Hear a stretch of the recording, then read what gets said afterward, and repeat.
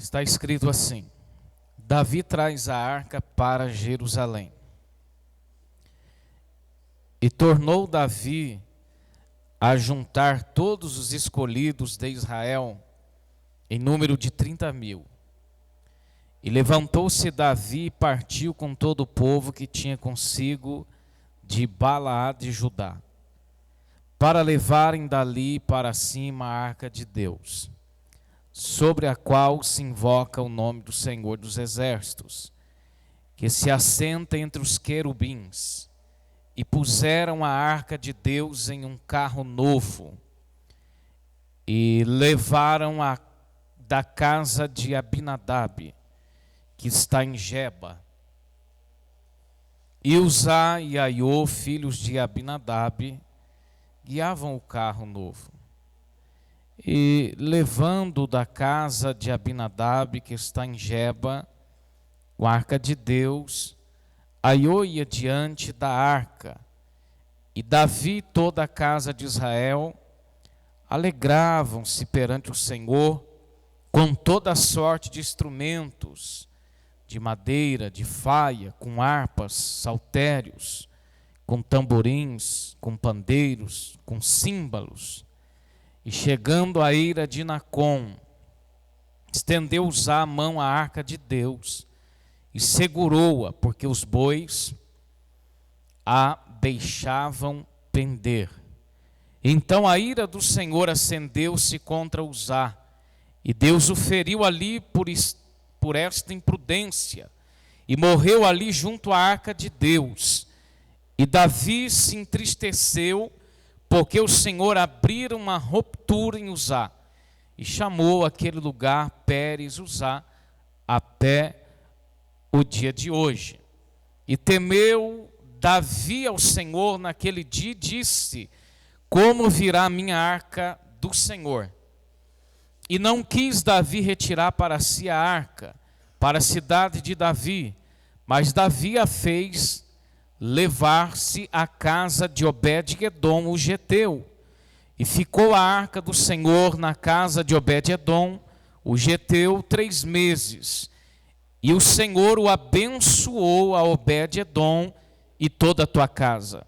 Então avisaram a Davi dizendo: o Senhor o abençoou a casa de Obed-edom e tudo que tem, por amor da arca de Deus. Foi, pois, Davi trouxe a arca de Deus para cima da casa de Obed-edom, a cidade de Davi, com alegria.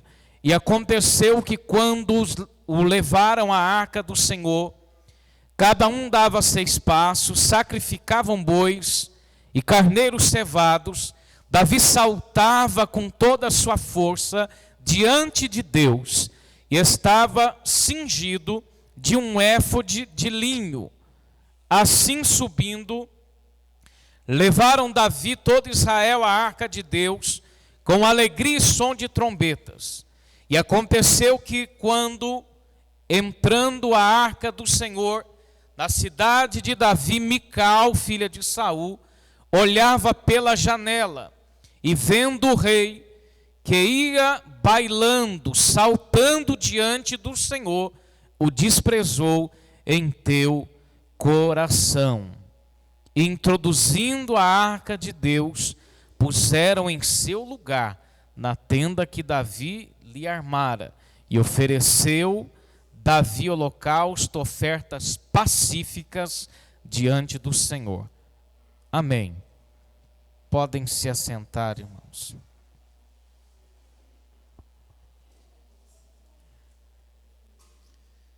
Irmãos, eu acho muito fácil falar sobre Davi. Eu me lembro quando eu tinha 7 anos de idade, a minha avó me falava sobre Davi. Eu acho que todos conhecem a história de Davi. Meus amados, essa ocasião, Davi é proclamado rei sobre todo Israel. E Davi tem aqui aproximadamente, que a Bíblia relata, 30 anos de idade. Passou um período aproximado de 14 a 16 anos, segundo os historiadores. Esse período, Davi passou por muitas circunstâncias, desafios. Davi foi perseguido, mas até que chega um momento em que ele vai viver uma promessa que Deus fez a ele em 1 Samuel, capítulo 16. E quando chega aqui, eu começo a perceber as atitudes de Davi e penso no sucesso que Davi obteve após, em seu primeiro ato, cometer um erro. Nós estamos aqui sobre o tema resgatando os princípios em tempos desafiadores, e Davi vai quebrar um princípio. E a Bíblia vai ser clara em dizer que todas as vezes que quebramos os princípios de Deus, nós somos quebrados pelo mesmo. A mensagem esta noite é: não quebre os princípios de Deus.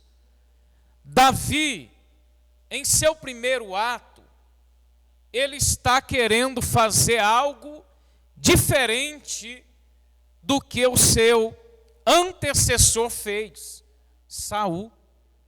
Saul governara Israel como rei. Em nenhum momento esta preocupação surgiu em seu período de reinado. Qual preocupação? De resgatar a arca, símbolo da presença de Deus.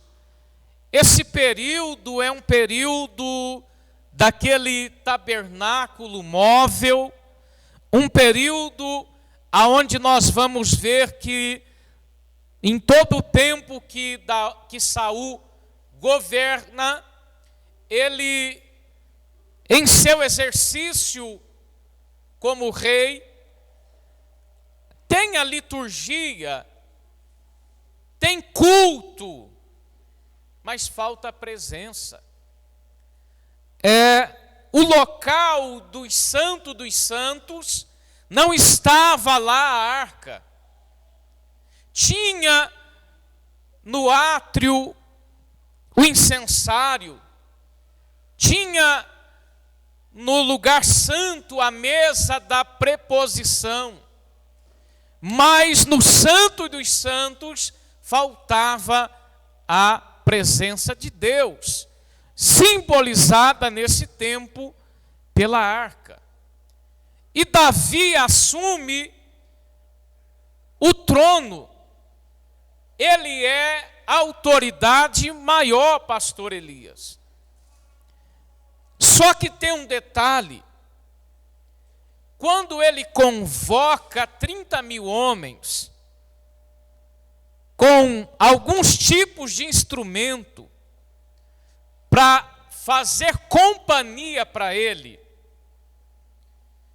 em trazer a arca da casa de Abinadab, para trazer para Jerusalém, a Bíblia vai dizer que Davi, o texto é claro, manda confeccionar um carro novo de boi. Você e eu sabemos que existia, pela lei mosaica, toda uma liturgia, um ritual, para que a arca fosse transportada. Jamais ela poderia ser transportada a não ser que viesse com aqueles varões colocados nas suas argolas laterais e colocasse sobre os ombros dos levitas, que tinham consagrado-se para tal função. Porque Davi, ele está com pressa de trazer a presença de Deus de volta para Jerusalém. Davi não quer governar como Saul governou. Davi quer fazer diferente. Nós estamos em uma reunião de obreiro, aonde eu sei muito bem, irmão, já tem alguns anos que eu acompanho, principalmente através das redes sociais do Robert, até o próprio pastor Elias. Eu sei que existe uma direção de Deus sobre a tua vida, pastor. Eu consigo ver da última vez que eu estive aqui um crescimento espiritual, numérico, de congregações que não tinha nos tempos que eu vim aqui, hoje tem. Por que eu estou dizendo isso? Porque, irmãos, existe uma direção espiritual sobre a minha vida e a tua vida. Existe uma cobertura espiritual. Às vezes você tem toda a força para fazer, e você está usando a tua força, empenhando ela de forma errada. Você está instruído. Existe uma direção do céu sobre esta igreja. Eu me lembro quando Davi vai ser ungido, o profeta, juiz e sacerdote Samuel está em Ramá pensando que Deus não tinha mais obra com ele, após o povo ter decidido, como as outras nações, ser governada por rei, e por vontade permissiva de Deus, Deus escolhe Saul. Samuel se retira, está na cidade natal de Ana e Eucana, o teu pai e a tua mãe, e Deus então fala com ele: enche o teu vaso de azeite e vai à casa de Jessé o belemita, porque dentre os seus filhos eu tenho provido de um novo rei sobre Israel. E eu acho interessante que Deus deu estratégia para ele. Ele não foi de qualquer jeito. Deus disse: vai, leva bezerro, diz que a tua ida é de paz, que você foi sacrificar. O objetivo não era o sacrifício. O objetivo era derramar o óleo de unção sobre a vida de Davi. Sim ou não, irmãos? Mas existia uma estratégia por trás daquilo. Aqui tem um segredo para o teu ministério, o meu ministério ser bem sucedido. Você tem que ter estratégias. Se não estiver dando do jeito que você está fazendo, muda a estratégia. O meu pastor diz assim: quando você estiver pescando, não estiver pegando um peixe, troca a isca. Mas continue, não pare, não desista. Tenha estratégias para fazer a obra de Deus, e não é de qualquer maneira. Não é de qualquer forma. E a Bíblia diz então que Samuel foi, não vou me prender ali, e foi bem sucedido tudo quanto ele fez. E Davi foi encontrado e recebeu a unção naquele dia. Voltando para o texto, para a temática que o Senhor preparou para nós essa noite, como eu estava dizendo, Davi está com pressa.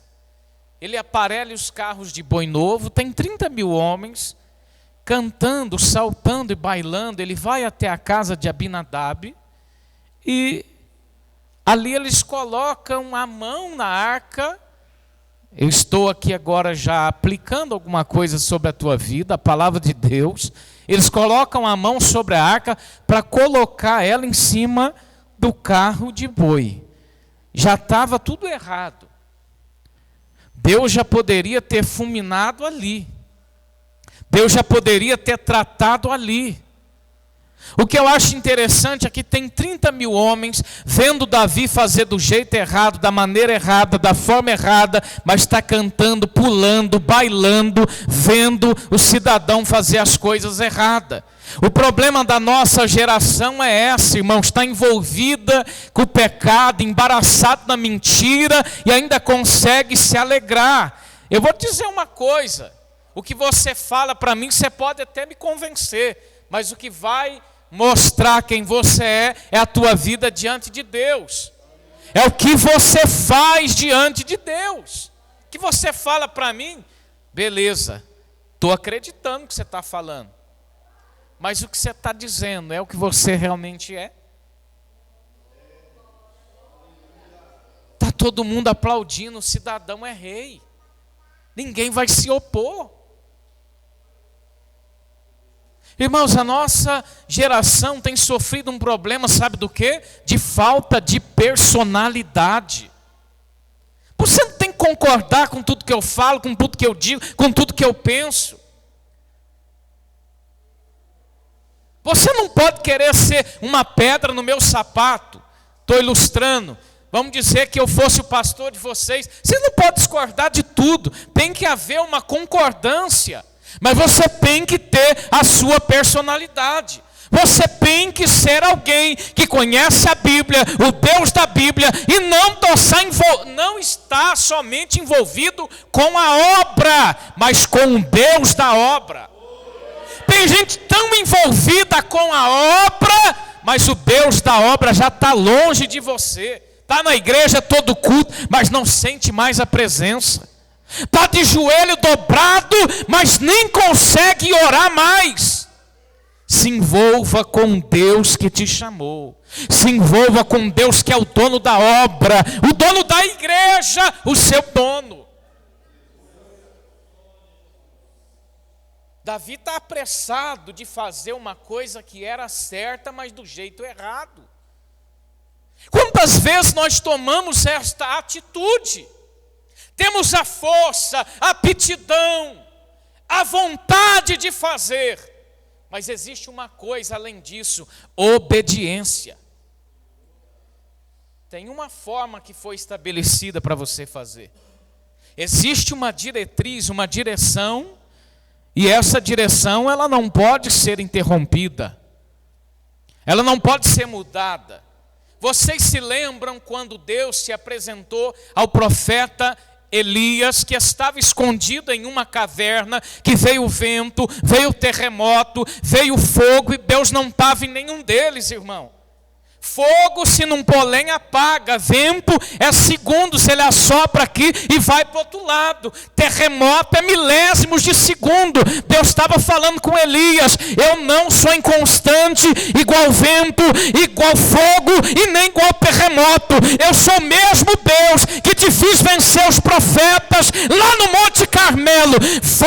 Sai da caverna, come pão, bebe água, sai da caverna, volta para o teu caminho e volte a andar no meu. Tem gente que até andava no caminho de Deus, agora está andando no caminho próprio. Essa noite Deus está dizendo: volta pelo teu caminho. Volta pelo teu caminho. É como se você tivesse pegado uma localização errada e entrasse em um sentido errado e está indo sem rumo. Deus está dizendo: volta pelo teu caminho. Ajuste a direção, porque eu estou nesse negócio. Eu quero te abençoar, diz o Senhor. Vem aqui para o texto comigo. E eles estão indo, pastor, preste atenção. A geração que nós estamos vivendo é uma geração de facilidade. As pessoas querem facilitar as coisas. Eu acho que eu posso usar um outro termo, mais simples. Lá em Paraíso o povo fala muito isso. Em São Paulo, da onde eu vim, não, pastor. Mas eu já estou mineiro. O povo inventa moda. Quem já ouviu essa coisa? O povo está inventando moda. Rapaz, lá em Paraíso, acho que aqui não tem isso não. É um negócio agora, pastor, de igreja, tudo preta, fumaça, luz. Você passa na porta, você não sabe o que é aquilo lá, ué.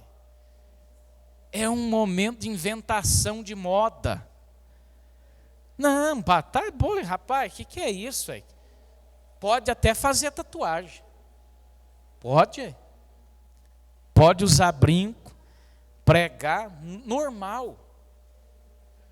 O povo está igual aqueles 30 mil companheiros de Davi, inventando moda, e o povo está cantando, está bailando, está dizendo: vai nessa tua força, vai nessa tua fé. Irmãos, nós temos que parar com esse negócio. Eu estou falando por causa do tema. Qual que é o tema mesmo? Resgatando os princípios em tempos desafiadores. Pastor, é um desafio terrível. O senhor prega, eu prego que não pode isso, não pode aquilo. O cidadão diz, não, mas lá onde que eu fui visitar, pode. Eu vou para lá.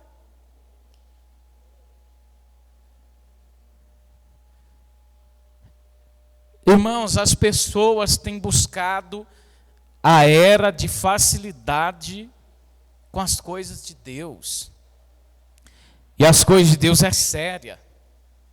Pastor, o senhor está saindo do tema? Estou não.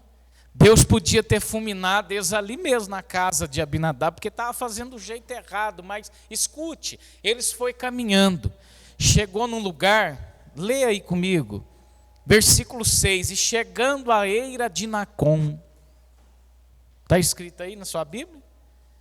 Estendeu-os a mão à arca de Deus, segurou-a, porque os bois tropeçaram, em outra tradução. Eu já ouvi gente dizer que era um lugar inclinado, cheio de pedra, mas não era, era reto, plano. Ali foi Deus que fez os bois tropeçarem. Eira de Nacon, sabe o que significa? Não vou falar do cidadão que tinha uma eira, um lugar de secar cereais, uma espécie de um terreirão, mas tipologicamente pode representar e significar lugar que muita gente cai. Aí, que tem a ver com a nossa vida? Que eu estou dizendo sobre a era de facilidade. As pessoas fazem, brincam, quebram os princípios. Tem hora que eu fico olhando, pastor, não é possível, esse trem está errado. Mas, irmãos, Deus sabe o momento certo de trapar com cada um. Deus podia ter trapado lá atrás, quando eles botaram a mão para pôr em cima do carro de boi. E tem horas que Deus faz assim, eu vou ver até onde ele vai. E Deus vai dando corda. Você vai olhando a vida de muitos, como Davi estava fazendo, pastor Elias, apressado. Eu vim essa noite te falar algo como profeta de Deus. Tem muita gente correndo e às vezes você acha que está ficando para trás. A minha palavra para você é, você não está ficando para trás, você está indo na direção correta. Daqui a pouco você se encontra com aqueles apressados que quebraram princípios e acharam que Deus não estava vendo. Eu vou te dizer, esse lugar eira de Nacon, vamos ter que passar por lá. Cuidado para ali não demarcar o seu limite. Sabe o que a Bíblia diz? Que Uzá e Aiô vão colocar a mão porque... O que era ali mesmo que estava caindo, irmão? Símbolo da presença de Deus. Eu fiquei pensando nisso. O pastor Alisson, né? Deus cai. Deus precisa de alguém segurar ele. Os meninos foram tentar segurar a arca e foram abrir uma ruptura, diz a Bíblia, neles. Davi ficou triste. E sabe aonde a arca ficou? Na casa de Obed-edom. Eu fiquei pensando em outra coisa. A casa de Abinadab tinha um menino lá chamado, me ajuda, irmãos, Eliezer, o que foi consagrado para cuidar da arca. E ele estava ali para cuidar. E a arca passou ali 20 anos. Eu não vejo relato nenhum da Bíblia dizendo o que aconteceu de especial na casa de Abinadab. Mas a Bíblia diz que quando a arca cai na eira de Nacon, um homem chamado Obed-edom, o geteu, morava ali nas proximidades. E ele recolheu e colocou aquela arca dentro da sua casa. E a Bíblia diz que ali ficou por 3 meses. E Deus abençoou a casa de Obed-edom e tudo quanto ele tinha. Sabe qual é o segredo? É a reverência que temos com a presença de Deus. Era a mesma arca que estava sendo transportada do jeito errado, caiu na casa de alguém que tinha reverência. Eu penso que Obed-edom disse: olha, aqui agora o negócio tem que ficar diferente. Nesta casa eu não aceito pornografia, não aceito nome sujo, não aceito nada, porque aqui está a presença de Deus. 20 anos ela ficou na casa de Abinadab. Quantos anos Jesus alcançou a tua vida? Quantos anos Deus salvou alguém que você conhece e você ainda não viu nada de especial acontecer na vida deste alguém? Você não conhece o comportamento, nem eu não posso julgar, mas eu posso julgar o que está na Bíblia. 3 meses Deus mudou a história de um homem. Sabe o que a história relata? Que as vacas dele não produziam leite, passou a produzir. Que as ovelhas não davam lã, passou a dar lã. Que a mulher era estéril e engravidou. Tudo isso chegou nos ouvidos de Davi. Se fosse uma campanha usando esse tema, podia dizer: o seu milagre vai virar notícia, né? Porque a notícia chegou aos ouvidos de Davi. Davi ficou temeroso quando os meninos foram fulminados. Davi sabia que tinha feito algo de errado. Você sabe quando faz algo de errado? Eu sei quando me comporto errado diante das coisas de Deus. Mas escute uma coisa. Quando Davi ouve a notícia, agora Davi, ele vai voltar lá, ele vai preparar toda a liturgia do modo correto. Só que agora tem um detalhe: para eles trazer esta arca para o local devido, preparado por Davi, vai demorar um pouco. Porque a cada 6 passos eles têm que fazer sacrifícios a Deus, adorar a Deus. Depois dá mais 6 passos, sacrifício, adora a Deus. Mais 6 passos, sacrifício e adora a Deus. Está entendendo o que eu estava dizendo no princípio, irmãos? As coisas com Deus é devagar. Mas é devagar e sempre. É devagar e constante. É no passo do boi, devagar, mas onde passa, as marcas boas ficam. É devagar e constante que você vai. Daqui a pouco você vai se encontrar com aqueles que se apressaram na tua frente e que você tinha pensado que tinha ficado para trás. Tem uma palavra aí para a minha vida e para a tua vida, sabe qual é? O que mais importa não é a velocidade em que nós estamos correndo, mas é a direção certa. O que mais importa é a direção e não a velocidade. Você pode correr muito, acelerar muito e não chegar a lugar algum, mas você pode andar devagar e constante na direção correta, que Deus vai colocar você na onde Ele tem preparado para você. A palavra é: não adianta quebrar os princípios, você vai ter que começar tudo de novo. E se de repente alguém aqui quebrou um princípio de Deus na tua vida, a palavra que eu digo para você é: Deus te dará uma nova oportunidade. Não tem nada perdido com Deus. Você não pode ter uma segunda chance no teu relacionamento com homens, mas com Deus você terá sempre uma segunda chance. Deus deu uma oportunidade a Davi, e Davi vai fazer do jeito certo, da maneira certa. A Bíblia diz que quando Davi chega, ele começa a adorar a Deus com força. Ele está vestido de éfode de linho fino. Ele arranca as suas roupas, começa a saltar e bailar, o que diz a Bíblia. Sabe o que eu digo para você, irmãos? Coisa boa, coisa tremenda, é você poder adorar a Deus com força onde você estiver. É você erguer a cabeça como servo e serva de Deus, sem ter nada que te desabone, sem ter nada que possa te acusar, de cabeça erguida, com força, glorificando, servindo e adorando ao nome do nosso Deus.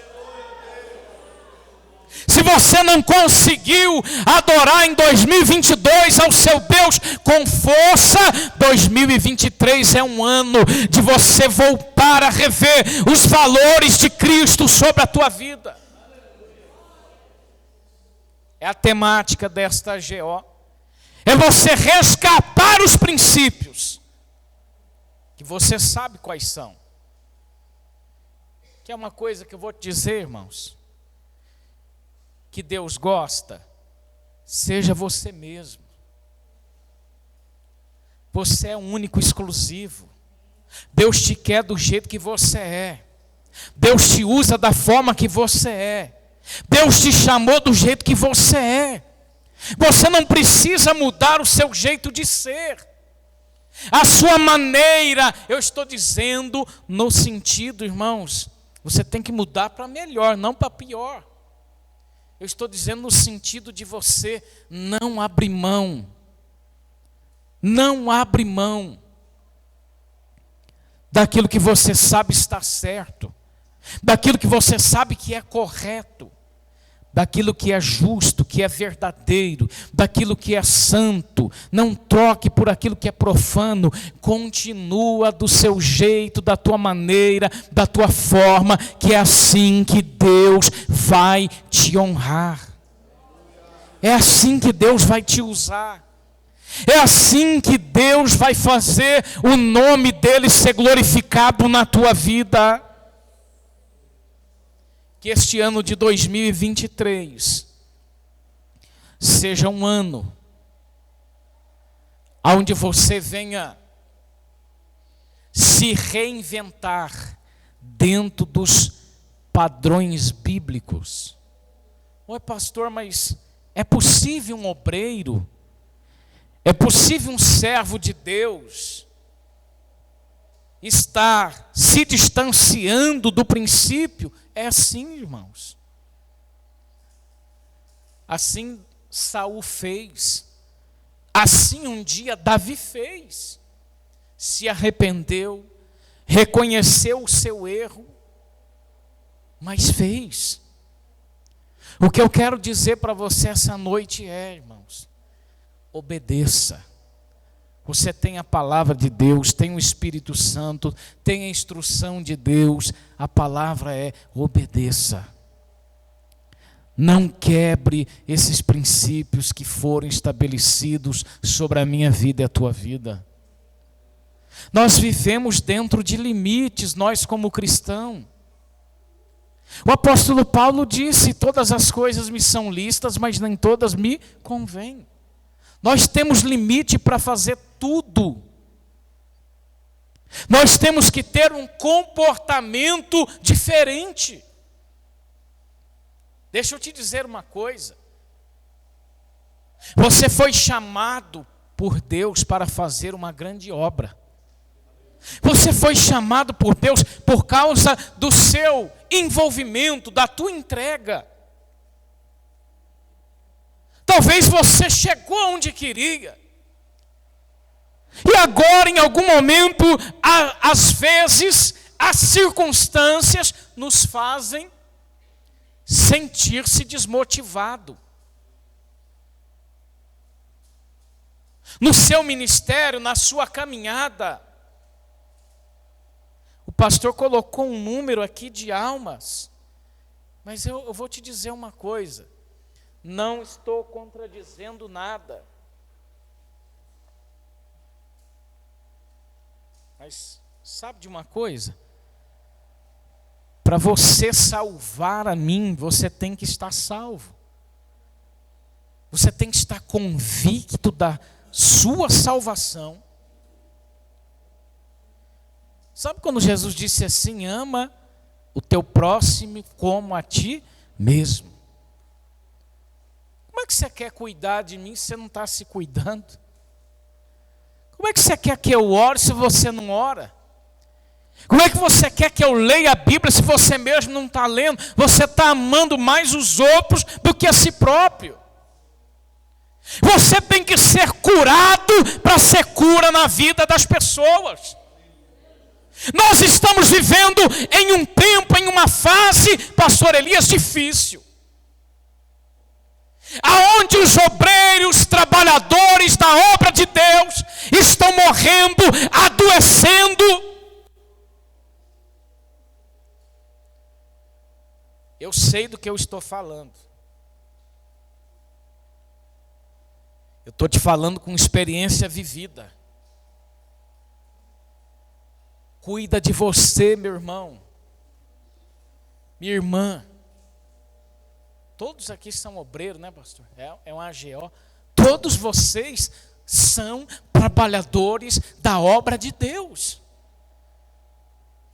Pare de espiritualizar aquilo que não é espiritual e de materializar. Isso é uma inversão de valores. O que é espiritual você materializa, o que é material você quer espiritualizar. Não, meu irmão, se cuida. Cuida da tua mente, do teu emocional, do teu espiritual. Cuida da tua casa, cuida da tua vida. Porque é bíblico.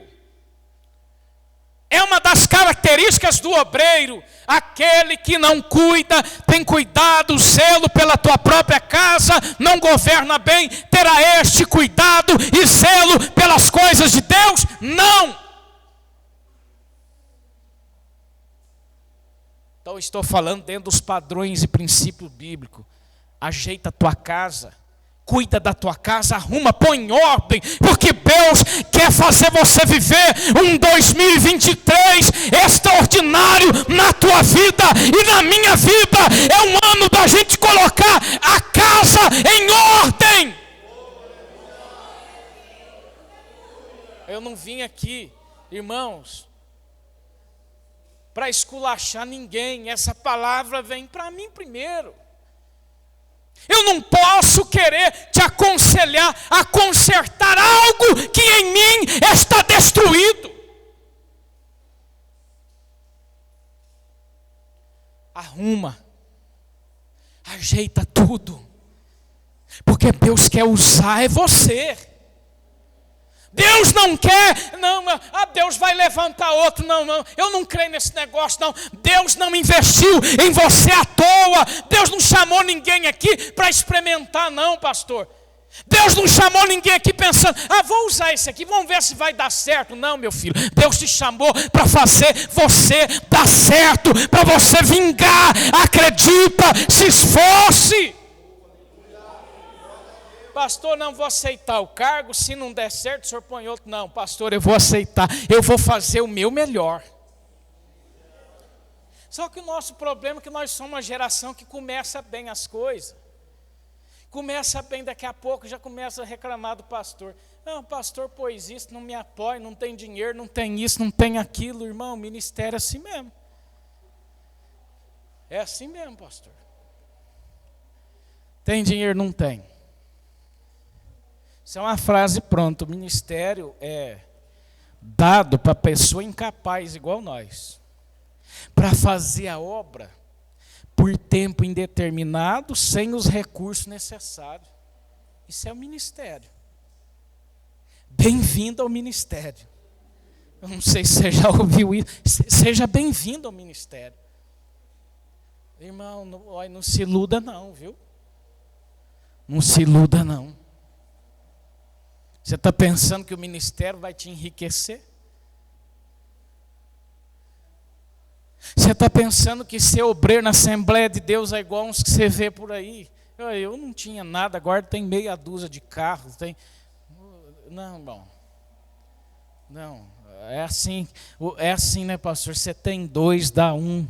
Eu tinha isso, agora só tenho um, porque eu doei o que eu tinha para a obra de Deus, agora não tem mais nada. Deixa eu falar uma coisa para vocês. Eu era um obreiro que eu tinha um salário, pastor, uma plebenda. Aí nós fomos construir a igreja. Aí sabe o que aconteceu? Não tem plebenda, porque está construindo a igreja. Mas a igreja está construída, não devemos nada para ninguém. Irmãos, eu não reclamei com ninguém. Eu falei com o meu pastor presidente, sabe o que ele disse? Pastor Elias, procura um emprego. Quer um conselho? Eu falei, quero, pastor. Pensei que ele ia falar, o Robert, faz uma campanha, né, do salmo. Quem já viu isso? Cada salmo é o valor da oferta, né, pastor Alisson? Pensei que ele me falava, o pastor vai me dar uma estratégia top agora. Nosso ministério vem do Rio de Janeiro. Pensei, pastor Edmar, tem 19 congregação, vai tirar uns 1.000 contos de oferta de cada igreja, dá 19. Tudo isso passou na minha mente. Menos o que ele disse. O pastor, volta para o mercado de trabalho. Ei, rapaz, eu fiquei brabo no dia.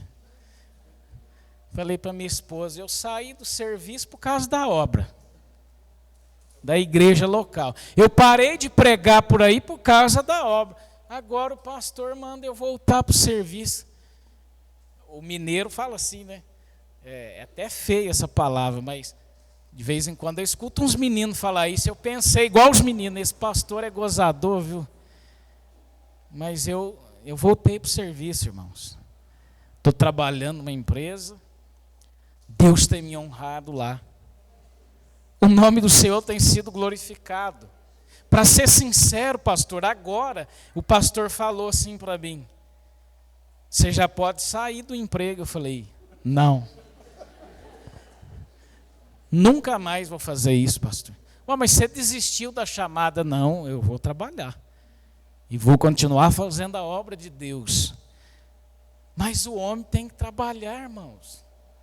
Nós temos que ter a carteira registrada. Eu já tinha, quando eu parei de trabalhar para o homem, eu tinha 17 anos de registro já. Minha carteira já está registrada 1 ano e meio novamente.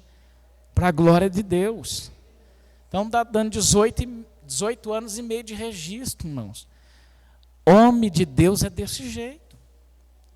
Quando Deus chamou Davi, Davi estava trabalhando, cuidando das ovelhas malhadas. O ofício pastoral, para quem não sabe, eu creio que todos sabem, era ofício que ninguém queria. Ninguém queria. O Davi era ruivo, o filho mais novo, esse serve para ser pastor. Ninguém queria. Eliseu cuidava de boi. Amós cultivava sicômoro, figueira brava, e era boiadeiro também. Deus tem negócio com um homem que trabalha. Deus não tem negócio com um preguiçoso, não, irmão. Eu estou usando a minha experiência vivida. E deixa eu te dizer algo. Esse trabalho vai edificar você. É uma porta que Deus te colocou. É um campo fértil, pastor Elias, para você trabalhar e ganhar almas. Irmão, desculpa o que eu vou dizer. Eu não sei, pastor, aqui talvez não tenha esse problema em Passo, mas nós estamos vivendo em um tempo. Rapaz, você falar que é pastor, você está enrolado. Surge na cabeça, é ladrão. Tudo que tem tirou dos fiéis da igreja. Não é por aí não, irmão. Vocês sabem qual é a realidade.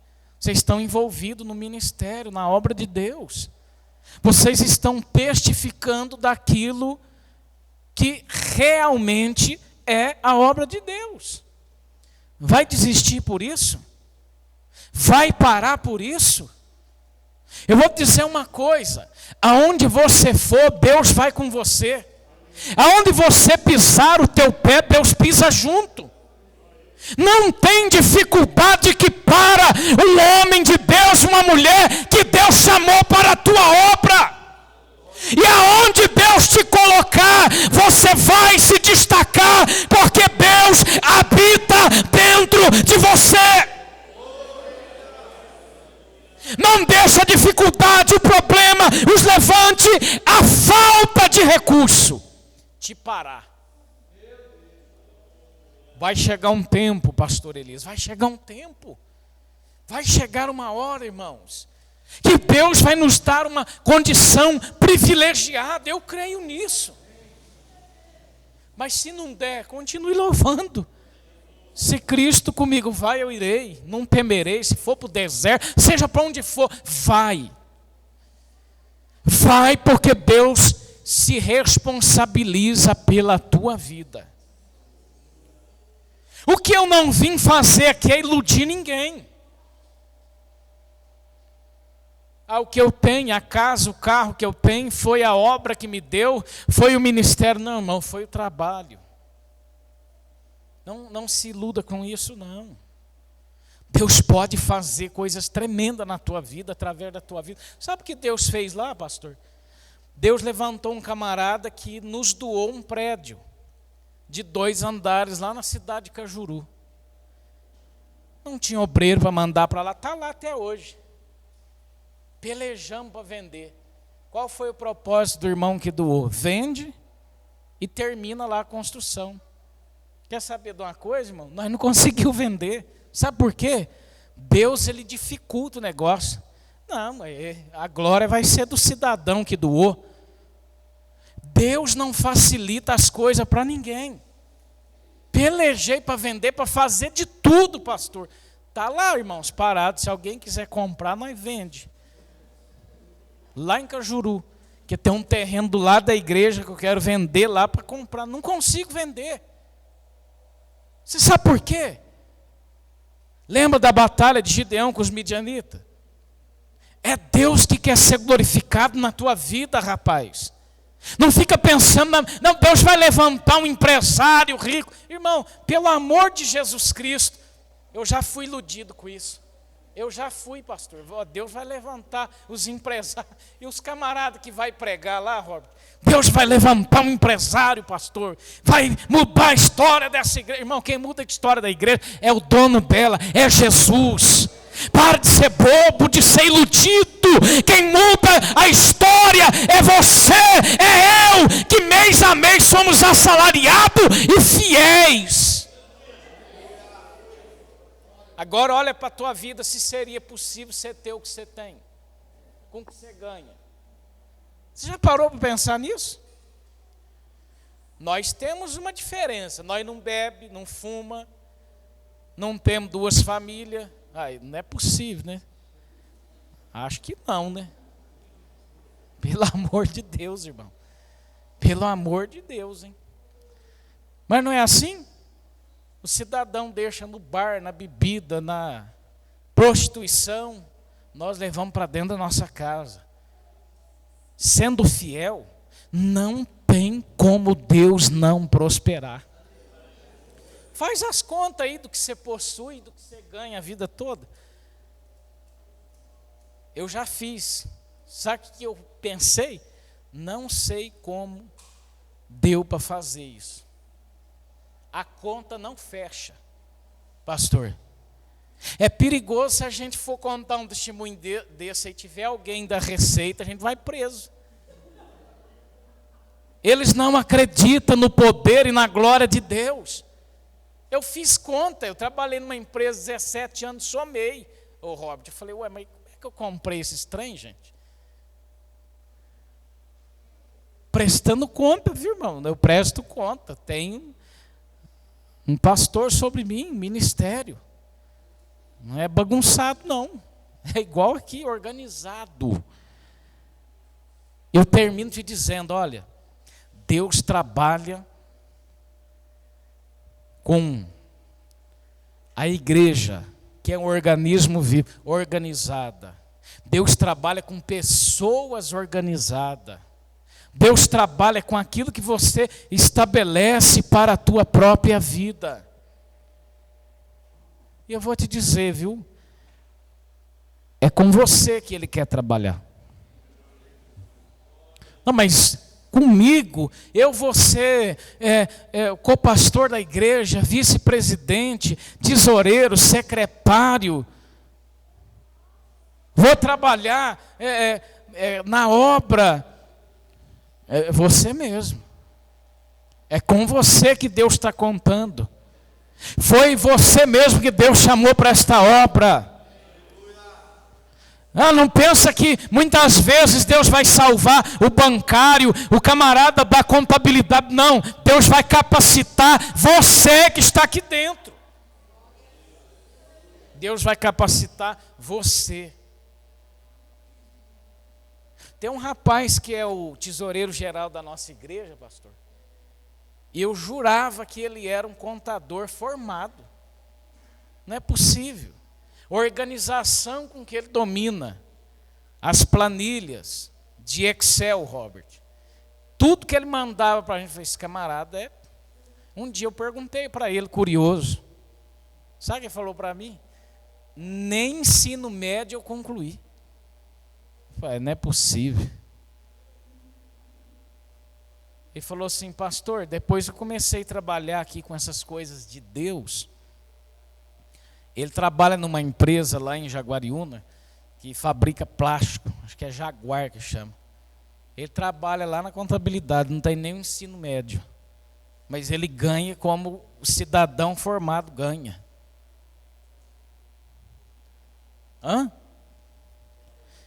Quer ouvir um testemunho e eu termino? Quer ou não, irmãos? Aonde eu trabalho,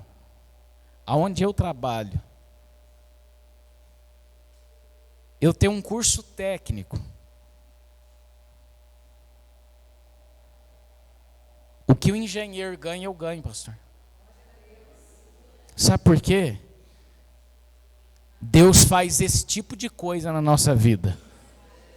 É esse tipo de obra que Ele faz na vida de quem é fiel. Sabe como é que Deus faz isso?